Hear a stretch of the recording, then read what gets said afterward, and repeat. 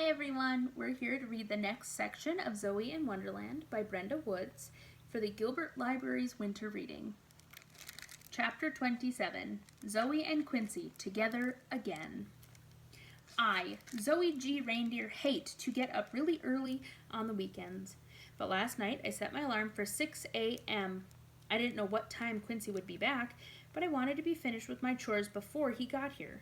Sleepiness made me press the snooze button, giving me 10 more minutes of shut-eye. But finally, like a zombie, I crawled out of bed. Lazily, I put on my work clothes, ate some cereal, and woke up Harper. He pulled the cover over his head. "It's too early," he whined. "You made a deal," I reminded him. He yawned and stretched. "I'm coming." "You have 15 minutes, I warned him. Of course, birds were already chirping, talking nonstop to another bird in chatter. One was singing a song. "BQ, happy birds." Daddy was already up with his head poked inside the hood of his truck, tinkering. "Hi, Daddy." "You're up early for a Saturday," he said. "Quincy's coming today, and Kendra too," I reminded him. "That's right," he said, and went back to working on his truck. "I'm going to the greenhouse. Before you go, do me a favor." "What?" "Get in the truck and turn the key." "Me? Inside the truck? Turning the key?" "Okay." I turned the key, but the truck didn't start. It only made a clicking sound. "Thanks." Daddy kicked the truck. "This heap of junk." I got out and went to his side. "What's the matter with it?" "Everything. Starter, alternator, transmission, radiator, you name it. But it's got more than 200,000 miles on it, so I suppose I shouldn't be complaining." I don't know much about trucks or cars, except when you turn the key they're supposed to turn on, and when they need to be fed gas, and sometimes they need new tires. Is 200,000 a lot? Yes. "Just take it to a shop and get it fixed," I advised him. "Costs money, Zoe. Costs money." "Oh." I grabbed a pen from the truck and did some math on the palm of my hand. There are 52 weeks in a year, and I get paid $15 a week to take care of the greenhouse and do other chores around the Wonderland. That equals $780. I never realized it was that much money. "You don't have to pay me for a whole year. That's $780. At first, Daddy smiled. Then he started laughing so hard he leaned against the truck and grabbed his belly. "What's so funny?" "Nothing, my Zoe." He patted the top of my head and said, "It'll all work itself out. It just will. Now go on to the greenhouse and finish up so you can have your time with Quincy, and catch a few flies for the fly traps and those others for me, okay?" "Okay." I'd save that job for Harper. The one thing I did was check on the baobabs. Still nothing. What the heck was wrong? There was nothing for us to start the movie with. I frowned. Soon Harper joined me in the greenhouse. Together we worked, and before long we were mostly finished. "Can I please go back to sleep now?" Harper pleaded. "Sure." Being the boss really felt good. As Harper trudged outside, I called out to him, "Thanks, little brother." I just finished watering the seedlings and was studying an orchid bud that was about to bloom when, behind me, the greenhouse door opened. "Hey, Comet." I couldn't believe my ears. I turned around. He was standing in the doorway, same round face and nerd glasses, smiling. Quincy. I felt like someone was tickling me from the inside. Silly happy. I didn't mean to, I really didn't, but I was so happy that I couldn't stop myself. I dropped everything, ran to where he was standing, and hugged him tight. Tight like I'd fallen from a boat into the middle of the ocean, and someone had thrown me one of those round lifesavers, and to keep from drowning, I had to squeeze the thing until I almost squished it. That tight. He made a fake choking sound. "Can't breathe, Zoe." I laughed, let go, and stepped back. "Sorry." "I want to see the baobabs," he said. I pointed to where they were planted and stood behind him as he examined can after can. "They didn't grow yet?" he asked. "Nope," I answered. "Something must be wrong. They should have sprouted a long time ago. Have you been watering them?" "Yes." He poked his finger into the dirt. "Did you soak the seeds for 24 hours before you planted them?" "No, I just planted them." "Zoe, the directions said to soak them in hot water for 24 hours and then use a nail file or knife to remove part of the seed's outer shell before you plant them. Otherwise, it takes months for them to grow." "I didn't know I had to do all that stuff." Quincy poked my shoulder. "That's what directions are for, Zoe. Always read directions." "We can always buy some more," I told him. "No, that's okay," he replied. "Sorry you have to wait to start your movie." He shrugged and said, "No problem," as if he didn't even care. He's probably got too much other stuff to think about. I figured. Stuff like his mom. I double swear I will look at them every day, and as soon as they grow, I'll let you know, all right? Okay, he replied, then glances at his watch. Come on, let's go. My dad's waiting for us in the car so we can go pick up my mom, he told me. But I have to finish my work, I told him. Your dad said it's okay. My pop's already talked to him. Come on. I hadn't worn gloves, so my hands were grimy, and my blue jeans were filthy, and my work hoodie had holes at the elbows. No way was I going anywhere dressed like this. I have to change my clothes. It won't take long, I promise. Quincy checked his watch again and said, Better hurry, Blitzen. It felt so good to have him near that I actually liked being called reindeer names. Did you know Blitzen comes from the word that actually means lightning? Quincy asked as he followed me outside. Of course not, dork boy, I snickered. He shook his head. Did you just call me dork boy?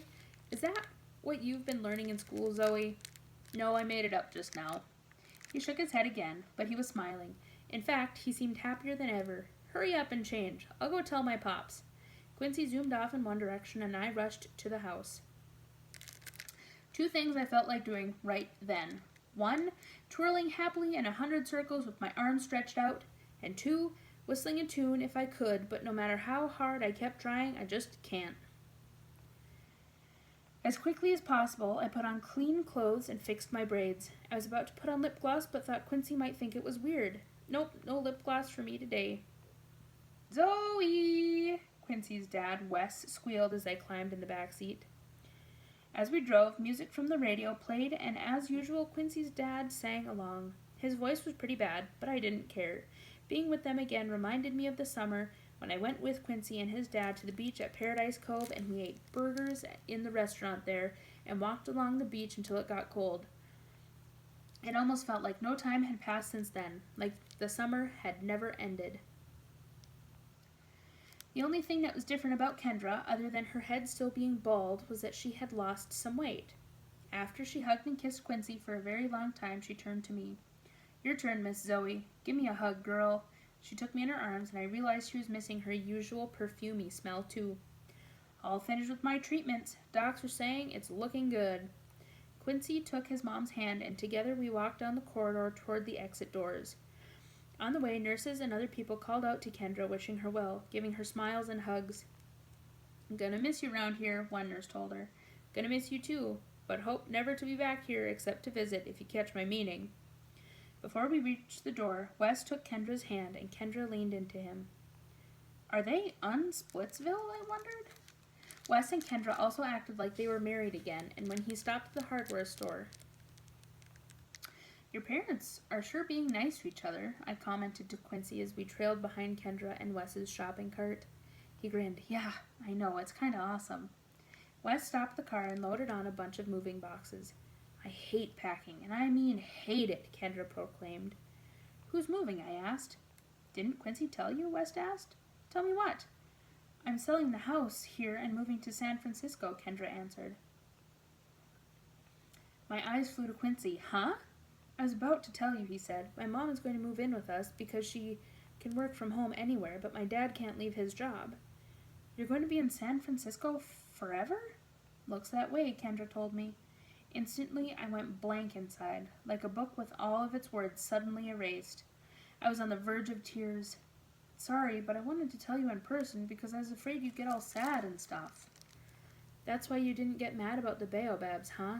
Because there isn't going to be any movie, right? Sorry, he repeated. But it's good news that my family will be back together again. Plus, it's not that far away, Zoe. You can come visit any time, Kendra added. Wes patted my shoulder and smiled. Plane ride only takes an hour, Zoe. I'm not sure why, but right then this thought showed up from out of nowhere, which I suppose is where thoughts hide. I thought about Adam and all the places he'd been to and how I'd felt like a very boring girl the other day when he talked about his adventures, as he called them. It's not that far away, I said out loud as if I were trying to convince myself. Suddenly, I didn't feel like a book with no words. Instead, I felt all mixed up, like when you fill your cup with 5 different kinds of soda. Most of me still wanted Quincy to live right down the street, but some of me was glad he had his parents back together again. Some of me was sad, but some of me was excited to think about taking a plane to visit Quincy. I'd never been on a plane. Zoe, wearing safari clothes, boarded the jet. The flight attendant fluffed Zoe's pillow and offered her hors d'oeuvres, shrimp wrapped with bacon, Zoe's favorite. The pilot started the engine, and in no time the plane was on its way to the African Serengeti. The baobabs would be beautiful this time of year, and perhaps after that she would head to Madagascar. Zoe? Quincy whispered. I was just wondering how much do plane tickets to San Francisco cost, I asked Kendra. Not that much, she replied. I'll see if you can use my frequent flyer miles. And I can visit any time? Any time, she replied.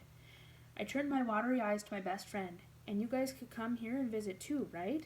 Right, Wes replied. Plus it's not that far away, Quincy repeated. I wanted to, but I didn't cry. That night I lay awake, staring at the ceiling, thinking. Quincy and Kendra going to live with Wes was pretty hard for Zoe G. Reindeer, but probably best for Quincy. He seemed so happy, and so did Wes and Kendra. I suppose that sometimes what's best for someone you care about might at first seem like it's the worst thing in the world for you. But if you really stop and think about it, if you really care about that person, the most important thing is for them to be happy, and them being happy makes you happy. It's like some kind of circle, but it would be a real adventure, not just an imaginary one. By the next evening, Quincy and his dad were on the road back to San Francisco. Kendra was staying behind for a few days with her sister to pack up the house, and I'd promised to help. Every day after school, instead of going straight home, I went to Kendra's. Some days my mom, dragging Jade along, came to lend a hand. By the end of the week, everything was packed and ready to go. And all week long I didn't cry. I just kept saving my tears. Saturday morning, the moving van was parked in front of used to be Quincy's house, and in no time everything was loaded. Alongside the reindeer parents, I stood on the sidewalk. Mom had her arm curled around my shoulder. During the past week, Mom had been incredibly nice to me, nicer than ever. Before bedtime, we'd started reading books together again, and twice my mom had even brought me hot chocolate with whipped cream and tiny marshmallows. When we were watching TV, instead of snuggling with Daddy, Mom curled up next to me. My daddy had even let me trim one of the bonsai trees, and this time, when I made a small mistake, he didn't have a fit. I suppose my mom and Daddy felt sorry for me. Give me a hug, girl, Kendra said before she climbed into her sister's car. They were driving to San Francisco together. I reached for her and clung to her tightly, almost as tightly as I'd hugged Quincy in the greenhouse the other day. My mom and Daddy hugged her too. Kendra sighed and climbed into the car. See you real soon, Zoe, she said through the open window. Bye, Kendra, I told her. Kendra winked. This is not a goodbye, Zoe. Everyone waved, and then she was gone. The reindeer parents seemed as sad as I was. I can visit any time, I reminded them, and it's not that far away. Finally, there must have not have been any more room for my saved-up tears because they rolled down my cheeks. Mom took out a tissue and dried them, and together we strode home. In the middle of the night, I woke up. Zoe G. Reindeer's eyes were powerfully telescopic. They could see for hundreds and thousands of miles. Her eyes zeroed in on San Francisco and focused. The window to Quincy's room was open. There he was, curled up in his bed. Kendra would be there soon. Zoe zoomed in for a closer look and thought she saw Quincy smile. And that's where we're stopping for today. Keep an eye out for the next section. Okay, bye.